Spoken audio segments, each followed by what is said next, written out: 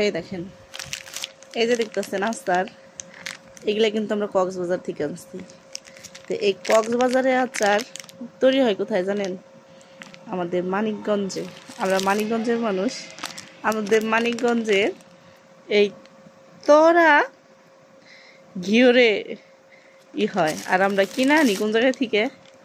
সেই কক্সবাজার এত টাকা খরচ করে যাইয়ে তারপরে এই আচারগুলো কিনে আনি। এই জায়গার প্রত্যেকটা আচার, এনে কয় পদের আচার আছে? এই 3 পদের আচার।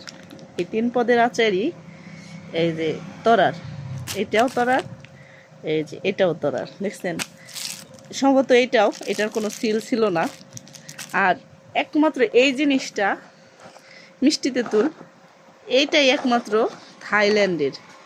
এই দেখেন, থাইল্যান্ড, প্রোডাক্ট অফ থাইল্যান্ড। এই তেঁতুলগুলো ভালো, খাইতে মজা, কিন্তু এইগুলা যে মানে ঘরের কোনায়, তারপরেও সেই দূরে যায় আনন্দ লাগে এত দাম দিয়ে। আমরা আসলে বোকামা প্রকৃতির মানুষ, কি আর করার। শখের তোলা 80 টাকা, সেই 80 টাকা দিয়েই শখ পূরণ করি।